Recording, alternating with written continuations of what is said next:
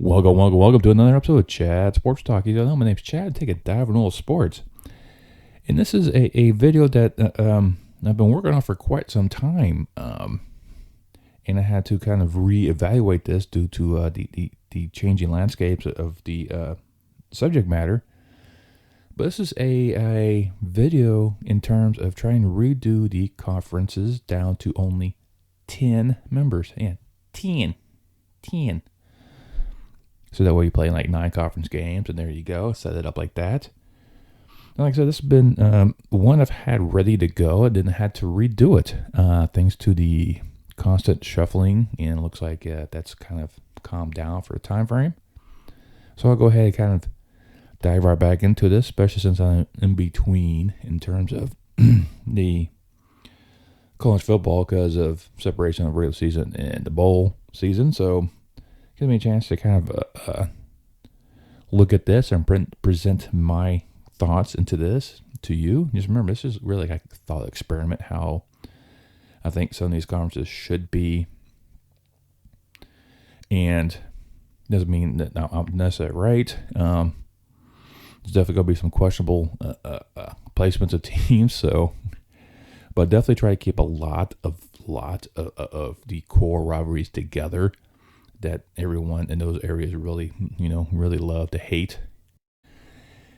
But in this, I've also removed 2 conferences, resurrected 4, and then come up with 2 brand new ones.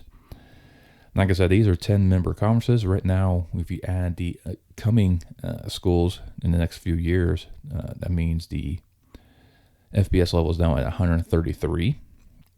In order to create the 10-member schools, I had to bring up 7 more from the FCS to get to even 140. Gives us 14 conferences of 10 members each. 7 for your power group and 7 for the group.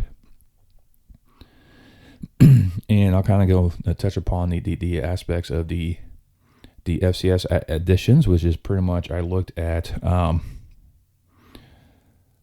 stadium size, location, and their history in terms of like being decent powerhouses or doing very good programs.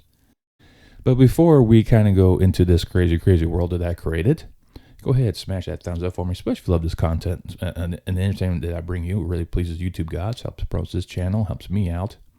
You can also subscribe. I've looked at my analytics. I have a lot of you viewing my work, and I really love you all for doing that. Not many of you subscribed. It doesn't cost you a dime. It helps me out, provide more entertainment value for you. So let's just go ahead and just dive right in, and I'll do what what I call the Super 7, the Power 7, the 7, if you watch, Bad Boys. And we'll just start out west because it's somewhat easier to kind of go from west to east on the line. Just how the conferences are kind of laid out.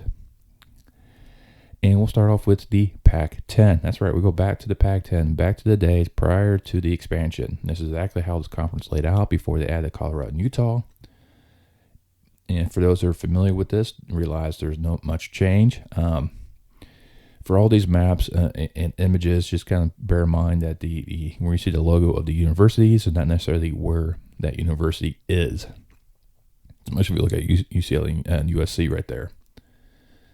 This is kind of representation, kind of see where schools are at. So you got to let everyone kind of give a perspective, basically. But as you see, the Pac-10 hasn't really changed much with Washington State, Oregon State, Cal, Stanford, USC, UCLA, Arizona State. So this is what pretty much was that beforehand. Now, before we move on to the next one, the first conference I got removed was the Big 12. So I went back to the original 2 conferences that the members came from. So to start that off, let's go ahead and visit the Big 8 Plus, as I call it. As you know, all the original Big 8 schools come back. So that's, Iowa State, Missouri, Nebraska, Kansas State, Oklahoma State, and Colorado. And then you bring in now Pac-12 member Utah and future Big 12 member BYU to round off the conference to 10. Now, originally I had this conference grabbing Cincinnati and Louisville, which really made no sense, and having the Oklahomas not be there. So that really got that conference really, really skewed. I want to get a little bit closer together, and I think this is probably the best option. And then the other side of the old Big 12 is the Southwest Conference. And you might say this is a little weird, a little twist. For those that don't know, when the Southwest tried to form, they actually reached out to Ole Miss and LSU for them to possibly join with, Texas A&M at that time, Oklahoma. And they balked at it and went to the SEC. In this scenario, LSU and Ole Miss decided to join this fray. So not only do you have LSU and Ole Miss, but you have a lot of the old staple of the Southwest, like Texas A&M, Texas Tech, Baylor, TCU, Houston, and Arkansas. And I threw in Memphis into this match. Memphis is one of these interesting cities that the Big 12 really is looking to kind of really considering adding in the future. And I was torn between Memphis and SMU on who to really add, but I figured not to add another Texas school in this conference. Kind of spread it a little bit, so I went with Memphis instead. Next is the Big Ten. This is the setup that I remember growing up, because I am from the Big Ten country originally. So nothing really different or strange in this particular setup. As you see, it's Ohio State, Michigan State, Indiana, Purdue, Illinois, Northwestern, Wisconsin, Minnesota, and Iowa. And they all can hate each other, beat each other up, and everyone will be happy. Now for the SEC, there'll be it looks a little weird, but it's just 9 of the members here are all 9 original members. So you look at this setup, you have Kentucky, Tennessee, Vanderbilt, Mississippi State, Alabama, Auburn, Florida, Georgia, Georgia Tech, and now current member South Carolina. Not many people know it, but Georgia Tech, along with Ole Miss, LSU, and Tulane, were all original members of the SEC before Tulane and Georgia Tech both left. And here I brought back Georgia Tech, so you bring that old-fashioned hate as a conference game. And then you have the ACC, and this one I kind of kept the core, the original teams back together. This means Maryland's back, along with Virginia, North Carolina, NC State, Duke, Wake Forest, and Clemson. So, South Carolina was one of the original members, and it left. But then you add in Florida State, Miami, and future Big 12 member, UCF. So pretty much how the ACC kind of is now, without the northern exposure, basically. And speaking of northern exposure, we come to now the new American Conference. This is kind of the rebranded Big East. As many of you might see, that a lot of these schools in here are original Big East members.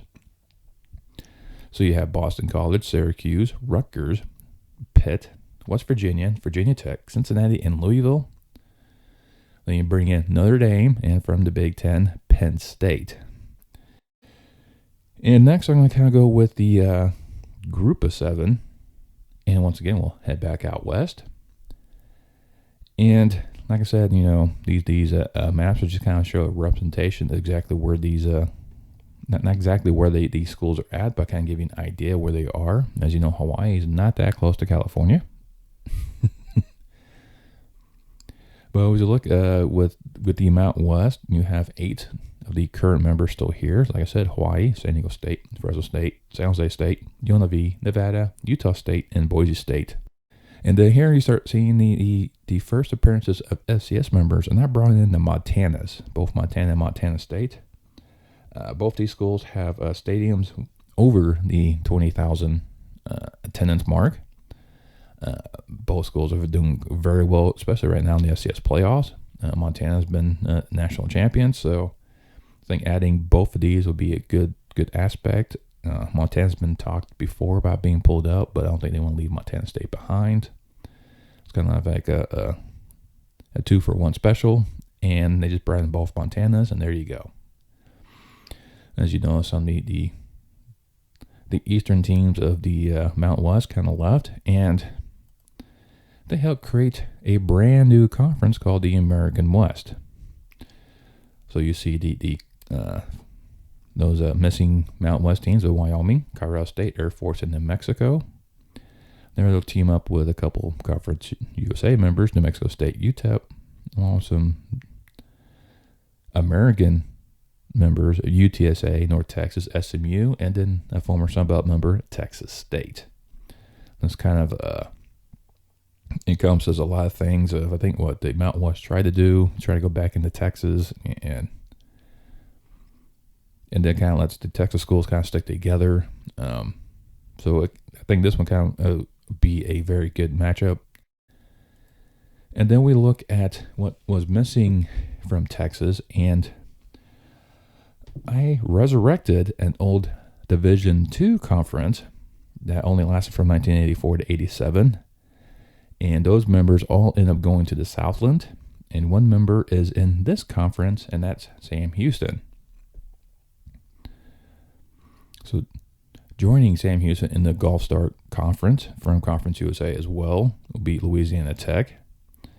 And from the American, you grab Rice, Tulane, and UAB. And then from the Sun Belt, Louisiana Monroe, Louisiana, Southern Miss, South Alabama, and Troy.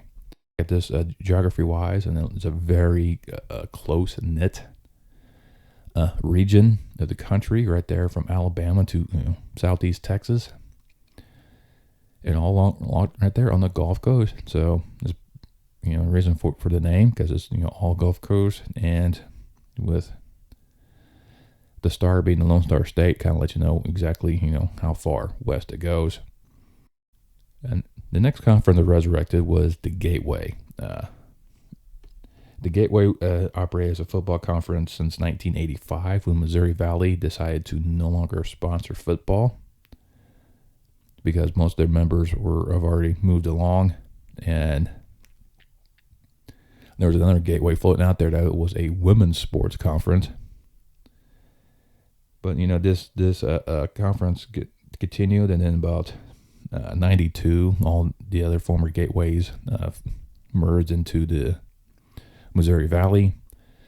But the Gateway Football Conference continued until 2008, when the Missouri Valley finally took over the reins to sponsor football, create the Missouri Valley Football Conference, as most of the members of the Missouri Valley Football Conference are not all in the Missouri Valley Conference.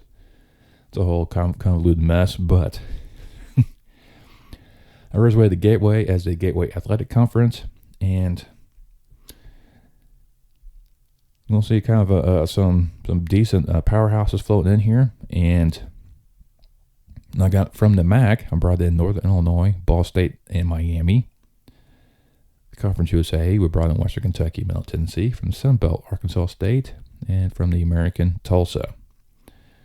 Then from the aforementioned Missouri Valley Football Conference, I brought in FCS powerhouses right now, North Dakota State and South Dakota State. Now, both of these stadiums are 19,000 plus. North Dakota State plays in the Fargo Dome, so you can't really expand that one too much. So I'm sure to get some, especially clause from NCAA about their stadium size. But I think South Dakota State is an outdoor facility. They could probably expand it to increase their fan base. But like I said, these are two very quality football programs right now in the FCS. Also doing very well in the playoffs for them. And then also brought in future A-Sun member, Eastern Kentucky. Now, Eastern Kentucky is kind of unique because I think the MAC is actually kind of flirted with the idea of recruiting them from time to time, but never really committed to really call them up. And Eastern Kentucky is also now one of these universities that have a 20,000 plus stadium, so fits right in. And then we go to the old staple of the MAC. As you see, 9 of the 10 are what everyone's very familiar with. Western Michigan, Central Michigan, Eastern Michigan, Buffalo, Toledo, Bowling Green, Kent State, Akron, and Ohio. And they brought back in, for a third time, Marshall. Fits right in because they had that rivalry with Ohio. And then we welcome into a brand new one as well, bringing the Eastern Athletic Conference. As you see, this is really a East Coast entity. So they bring in from the American, Temple, Navy, and East Carolina. From the Sun Belt, James Madison and Old Dominion. Conference USA is Liberty. And from the independent ranks of Army, Yukon, and UMass. And then I called up Delaware to kind of take up. And this one I kind of flirted with the idea between them. I think Holy Cross was another one I looked at. North Carolina A&T was another one. And like I said, with North Carolina A&T, I didn't want to bring in another school from North Carolina. And Holy Cross, it's a Patriot League member. So I brought in Delaware, which is an 18,000 plus facility stadium. And a very good program all the way around. And they had plans to do 30,000, but then it got scrapped. So I'm sure they can find some ways to kind of bring that back to the front again. And then we bring to our last one, which is the Sun Belt.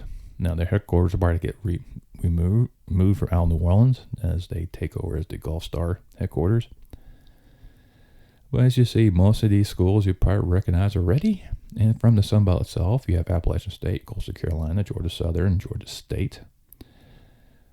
From the American, you bring in Charlotte, South Alabama, and Florida Atlantic for Conference USA, Jacksonville State, and Florida International. And I've been mentioning this school quite a bit. This has also been approached by the Sun Belt a couple times as well. And they've been denied by this school, and it's Chattanooga. Chattanooga is also another one of these has a 20,000 plus facility. You know, they've been really a quality school in the Southern Conference, so this is definitely a good fit, and especially if you look between the Chattanooga, Jacksonville State, Georgia State, those three right there, and it's a very tight up little corner right there. So it's a very good matchup. It's like a thought experiment, all in all, kind of reimagining how the conferences will look like if they went back down to 10 members. So you have your 9 conference games. So it gives you 3 games out of conference. Still gives you some quality matchups. Get some other FCS schools that probably could be very competitive right away. Bring them up to kind of challenge, per se, some of the other schools out there. And it's just one of those little fun things, I kind of do in my spare time. I know I'm weird. So, I'm still looking at another scenario doing 12 member conferences who resurrect that conference championship game. So I'll probably work on that one next. I still have the bowl week coming up. So I got that video coming to you later on this week. Like I said, that's just my thought experiment. There's nothing really wrong. I mean, I try to make this more regionalized, keep a lot of the core rivalries together, possibly create some new ones, resurrect some old ones, and look at how things could kind of look at maybe in the future, maybe not. Because I think in the future is going to be more super conferences. You can check that video out as well. I did one of those before. I also did one for the Almost Perfect 10, which I made 14 member conferences before all the expansion. So, I'm not gonna go back there and change that one. But and just let me know what you think in the comments below. Which conferences you like best. You like, going back to the old school ways of 10 member conferences and going from there. Just let me know what you think. I love hearing from y'all. I love interacting and let you know we're all passionate about these type of things. And let me know what you want to see next in terms of maybe some future conference realignment thought experiments. And while you're there, you want to smash that thumbs up for me. Give me a like, especially if you love this content. And while you're there, you also subscribe. Which is subscribe. You hit that bell notification, let you know the next time I post a video. And I will see you next time on Chat Sports Talk.